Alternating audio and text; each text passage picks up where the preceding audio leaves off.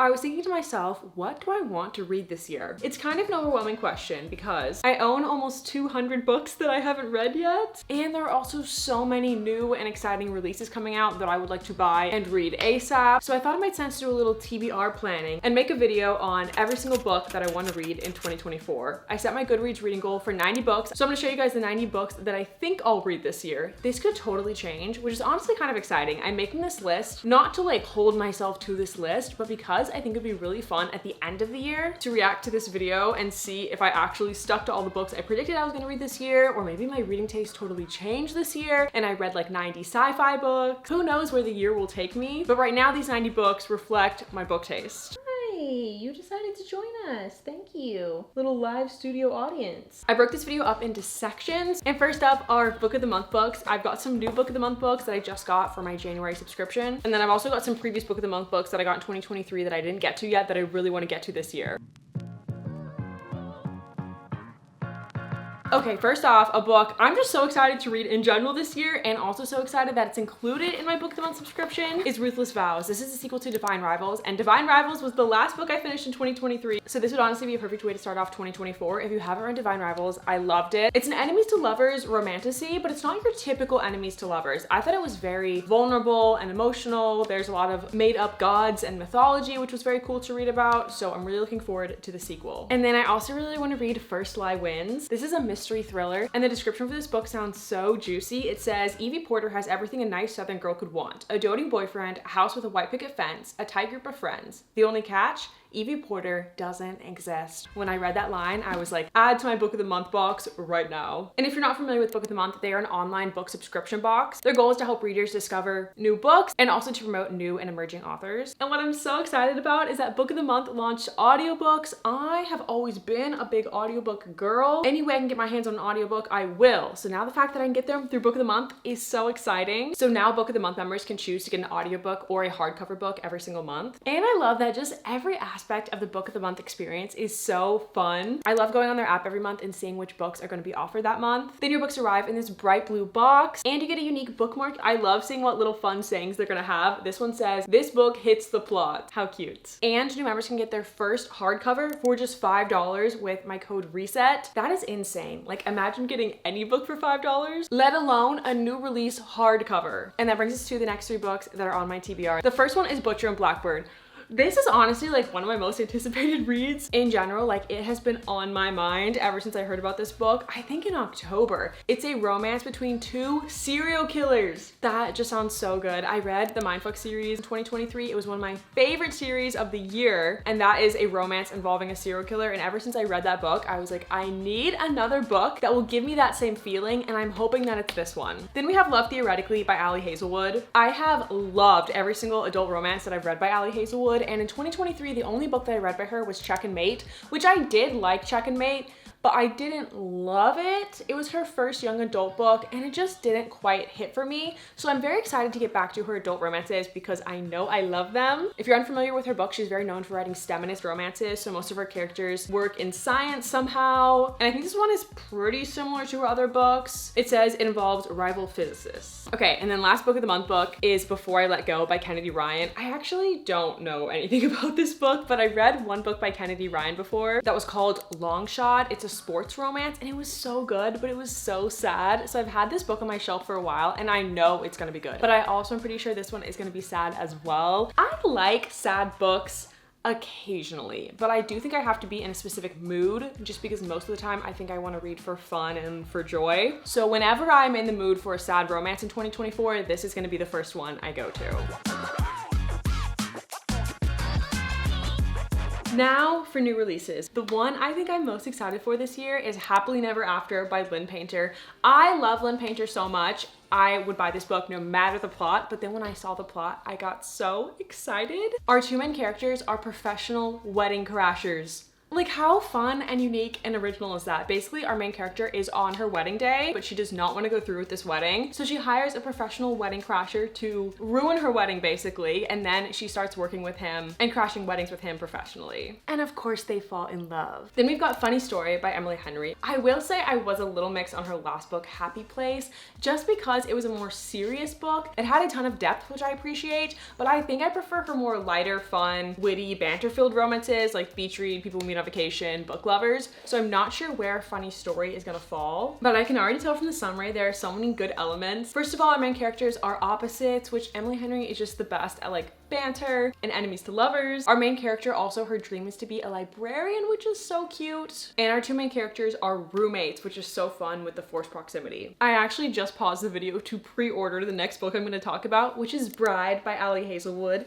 Ali Hazelwood is actually blessing us with 2 new books in 2024, which is crazy. I'll get to the second book in a second. But Bride is a paranormal romance between a vampire and a werewolf. I'm always a little skeptical when authors delve into a new genre because you just never know if it's gonna be like their genre or not, you know?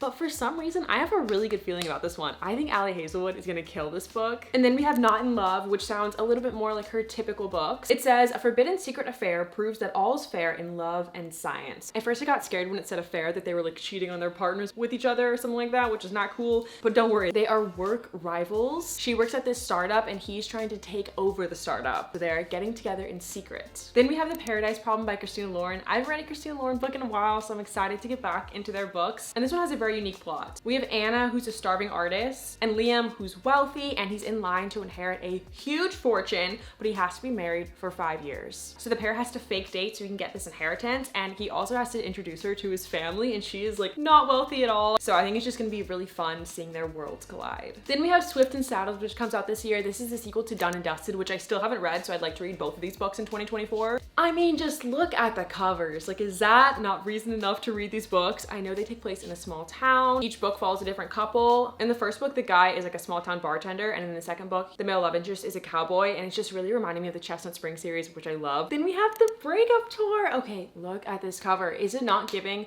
all the Taylor Swift vibes I didn't know I needed in book form? It is. Our main character is a famous singer, a famous pop star who just wrote a breakup album. It's also a second chance romance. Then Emily Wilde's Map of the Otherlands comes out. This is the sequel to Emily Wilde's Encyclopedia of Fairies, which was so popular. Honestly, don't know anything about Emily Wilde's Encyclopedia of Fairies except that the cover is stunning, so I also want to read both of these books in 2024. I just looked up the summary of Emily Wilde's Encyclopedia of Fairies, and it says, a professor journeys to a small town in the far north to study fairy folklore and discovers dark fae magic, friendship, and love. Then another sequel in a series that's coming out is The Prisoner's Throne. This is the sequel to The Stolen Heir. Again, have not read either of these books, so I want to read both of them. It takes place in the same world as the Folk of the Air series and has overlapping characters because it follows Oak. We've got The Grandest Game coming out, which is in the Inheritance Game series. Whenever the third book in the Inheritance Game series ended, I was like, Jennifer Lynn Barnes has to write this book. She has to do something like what she is now doing, The Grandest Game. So I'm so glad that she's doing it. I can't tell you what because it will be spoilers from the ending of book 3. But just know I'm so excited about this book. I haven't read The Brothers Hawthorne yet, so I also want to read that book. I was hearing some mixed reviews on that book, so I want to read it, but I've been putting it off just because I'm scared that it's not going to be as good as the first 3 books in the Inheritance Game series. Then we've got The Atlas Complex coming out. This is the 3rd book in the Atlas 6 series. I also need to read the 2nd book, The Atlas Paradox. I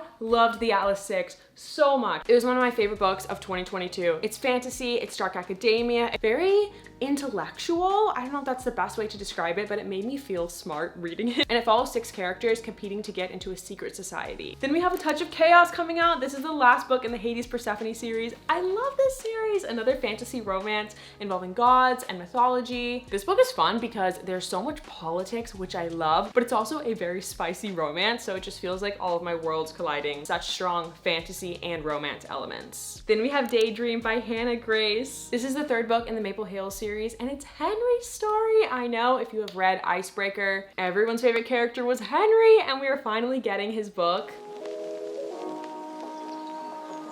Now for all the series I want to start in 2024. Do I need to be starting more series? Absolutely not, because I have so many series that I'm trying to finish. First up, we've got Six of Crows. I am so excited to start this series just because I've heard so many good things about this series. I actually ordered a special edition of this duology that was supposed to come in the fall of 2023, and it keeps getting pushed. It's supposed to come this month, We'll see if that happens, but when it comes, I'm reading it. Okay, for the big series that I want to start and complete in 2024 is Throne of Glass by Sarah J. Maas. This is an 8-book series, which is quite big. Will that be the longest series I've ever read? That doesn't feel correct, but I can't think of a longer series that I've read. I read the Court of Thorns and Roses series, freaking loved it, so I just hope Sarah J. Maas hit as much as she did with ACOTAR as she does in this series, and I think she will because I've heard such great things. Also, this is one of my favorite book covers ever. I'll put the image on screen so you can see it clearer. I think it's so pretty. Then we've got The Graham Effect by Elle Kennedy. This is the start of the Campus Diaries series, but I'm just putting this first book on my list for 2024. Gotta be realistic. If you've read the Off Campus series, which is such a popular college romance, then you know Garrett Graham. This book follows Garrett Graham's daughter. I just love that Elle Kennedy is feeding us with more books in the Briar U universe. I also really want to start Scythe. It's very rare that my book taste crosses over with my in real life friends' book taste. A ton of my friends who have different book tastes than me love this book, and I also think I will love this book. It's a trilogy, and basically it's in a society where death has been conquered. No one really dies anymore, and scythes are the only ones who can end life. I would not want to be a scythe. Then we have The Prison Healer. I bought this solely because of the cover. I think it looks so cool, and our main character has spent the last 10 years in prison as a prison healer. And this isn't just any prison. It says this is the notorious death prison, which sounds terrifying. And she ends up volunteering to enter into this like competition, I guess, called the Trial by Ordeal. It's supposed to be only assigned to the most dangerous criminals. So she will be competing against the most dangerous criminals, and if she wins, she gets her freedom. And then it says, but no one has ever survived. Scary. Okay, I have got to read Dance of Thieves and Vow of Thieves, especially because I own both of them. They've been sitting on my shelf, they've been staring at me, they've been saying, please read us, we are beautiful, and we have good reviews. Honestly, don't know anything about the series except that it follows an outlaw family and it's a romantasy, and I think that's all I need to know. Like, outlaw family, you have me hooked. Gotta have more fairy tale retellings in 2024. This is the first book in a series, the Twisted Tale series. I think I'm just gonna put it on my list to read the first book in the series. So this is Love. It's a Cinderella retelling. It says, what if Cinderella never tried on the glass slipper? Okay, I'm hesitant to put this one on my list because I'm pretty sure these books are very thick, and that is Crescent City. The third book in this series comes out this month, and I would like to read all 3 books. Honestly, don't know a single thing about this series except that it's by Sarah J. Maas, and that's all I need to know in order to be convinced to read it. Back with more fairy tale retellings, I've got Hooked. This is the first book in the Never After series. There's 5 books total in the series that I'd like to read. This first one is a Peter Pan retelling, which is so fun. I feel like we always get like the classic like Cinderella, Little Mermaid, like the princess retellings, but I have not heard of a Peter Pan retelling. And it also sounds like it's more on the end of a darker romance, which I think is gonna be really fun. I enjoy dark romances, and I don't think I read them that often.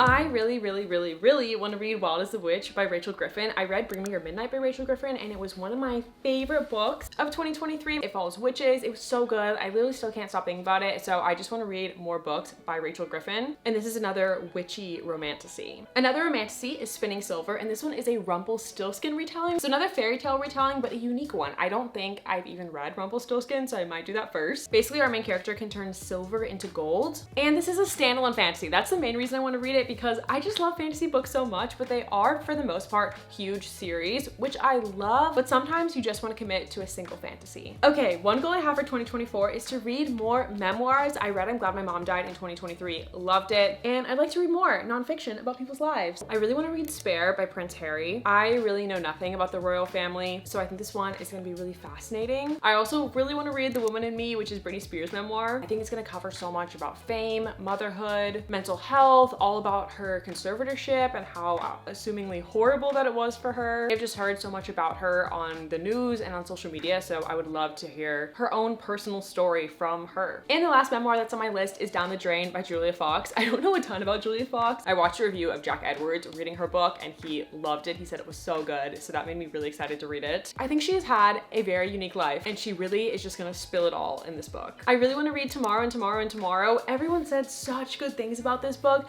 I was hesitant to pick it up last year when everyone was talking about it, just because from the summary, I couldn't really tell if it was something I would like or not, but just based off of the incredible reviews, I have to read it. And we're actually reading this book this month in my virtual book club. So if you want to join my virtual book club on Fable, I'll have the link in the description. Honestly, still not clear on what the plot of this book is, besides that it involves a video game somehow. Okay, this murder mystery, I have to read. The plot is like so interesting to me. It's called The Word is Murder by Anthony Horowitz. And our two main characters are a detective and a celebrated novelist who are investigating this murder. And the celebrated novelist is named Anthony Horowitz. This man wrote a fictional book about himself. I'm obsessed. I love that for him. I just want to know, like, is he writing an accurate book about himself that's also fictional, or is he just completely fictionalizing himself as a character? I don't know. I'm just so intrigued how this is gonna go. Then I've got Cleat Cute. I got this book as a special edition, and this is a soccer romance between Grace and Phoebe. I love every sports romance, and I've never read specifically a soccer sports romance. Another cute romance I want to read is Highly Suspicious and Unfairly Cute. I just love the pink cover. It's so fun. Our two main characters are high schoolers, and they sign up for a 2-part survival course in the woods. I feel like there could be like some good rom-com moments in there, and also like how can you not get super close when you're literally attending a survival course together. Another author I haven't read but I've heard such good things about is Abby Jimenez. The only book I currently own by her is Part of Your World, so I'm gonna start with this one, but I know everyone just loves all of her books. The summary to me sounds just like your typical romance, like nothing crazy unique. I honestly probably wouldn't have picked this book up if I hadn't heard such great things about her as an author. The Nanny.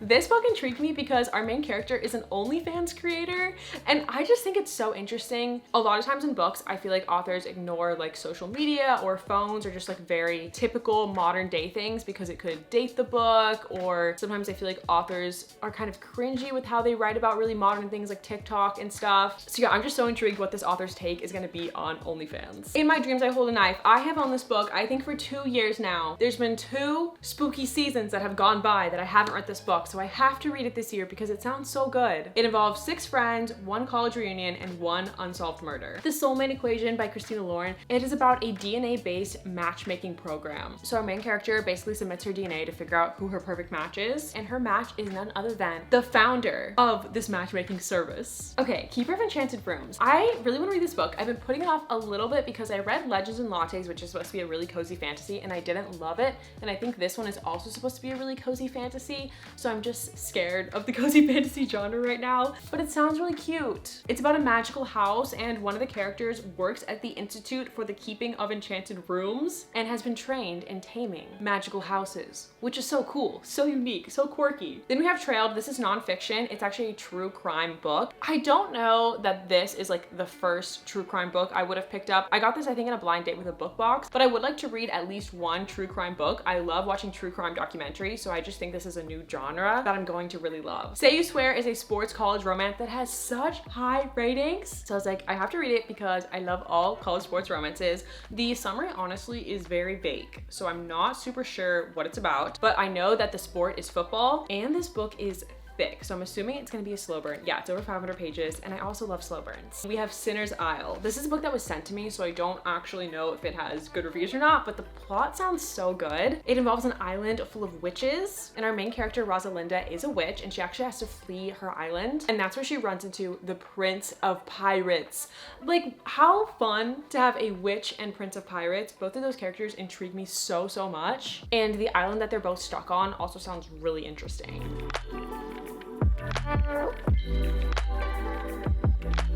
Now for the series that I'm in the middle of. You guys know for my series I'm in the middle of, video series, that I'm in the middle of so many series. Wow, how many times did I just say the word series? Anyway, it's a huge goal of mine in 2024 to finish all the series I'm in the middle of. And one of the series I'm most excited to finish is the Entangled with Fae series. I've read 2 books in the series so far, and I have 3 more to go. All of the books are fairy tale retellings, which I just love in general, but they're fairy tale retellings meet a fae world, which I just think is extra cool. And the ones I have left is a Beauty and the Beast retelling, a Snow White retelling, and a Sleeping Beauty retelling. Then I need to finish the Shadow and Bone series. I just have the last one left, Ruin and Rising. I was kind of not super excited about finishing this series, and then I started watching the Shadow and Bone TV show, and they have a Shadow and Bone app. It's like a game made by Netflix, and I started playing the game, and doing both of those things got me really excited to finish the series. Then I also need to finish the Twisted series. Twisted Hate and Twisted Lies are the last two books I have left. The first book I didn't love, but then the second book I really loved, so I'm curious how I'll feel about these last two books in the series. Then I need to finish the Dreamland Billionaire series. Each book follows a different brother. They're all super wealthy. Their family owns this theme park, and they all have to do something different in order to get their inheritance. The second one is a marriage of convenience to get his inheritance with his assistant. And in the third one, he has to spend a summer at his family's lake house and it's childhood friends to lovers. Then we've got Some Shall Sleep, the sequel to None Shall Sleep. Our two main characters are teens hired by the FBI, which is so fun, and they're tasked with investigating juvenile serial killers. Mr. Wrong Number by Lynn Painter. Basically, this girl gets a text from a wrong number and it turns into an anonymous texting relationship. And it turns out that she is his best friend's little sister, and they live together. They have lived together the whole time they've been anonymously texting. Like, love the plot. Then we have One of Us is Back, which is the last book in the One of Us is Lying series. I don't really feel like there needed to be another book in the series, but nonetheless, I would like to finish it. The first book in the series follows a group of students, and the second book follows a different group of students, and I think we get all the characters for this last book, which is really fun. Now for the Chestnut Spring series, one of my favorite series that I read in 2023. It's a cowboy romance series, and I just have the last book, Hopeless, left to read. This book follows Bo, who was in the military. It's also an age gap romance and fake dating, not just fake dating, they're fake fiancés. Crazy. In 2023, I read The Chase, which is the first book in the Briar U series, college romance. I believe each book in the series follows a different guy on the hockey team, so I want to read at least a few more books in the series. I put on my list to read the next two books in the series, The Risk and The Play. Honestly, don't really know anything about those books, but what else do you need to know besides college hockey romance? Now we've got the Love Light series. This series is so cool because the first book, Love Light Farms, is a Christmas romance, and then each of the books after that take place in a different season. We've got In the Weeds, which is spring, Mixed Signals for summer, and then we've got Business Casual, which is fall and is being released at some point this year. So I'm just so excited that for each season this year, I'll be picking up one of the books in the series. If you love the Chestnut Spring series, I would really recommend The Edens. 5 books left in the series that I would like to read in 2024. It's a small town romance. This first one, the guy is a rancher, so very like cowboy small town romance, but then each of the books follows a different sibling in the Eden family, and they all have different jobs in the small town. Like one of them's a baker, one of them works at an inn. And this first book also had a crime subplot in it, which was so fun and so unexpected, and I hope we get like some really fun surprising side plots with the rest of the books in the series. I would love to hear what are some of your top books that you're looking forward to reading this year, because I can always add more books to my list. Also, what are some new releases that you're really excited about? I feel like there's probably a million new releases coming out that I don't know about or forgot to include in this video that I would love to know about. And yeah, oh my gosh, happy 2024. I don't know if I said that or not yet. Happy New Year. I am so excited for a whole entire new year of reading and book videos. All right, and with that, I will see you guys in my next video. Bye.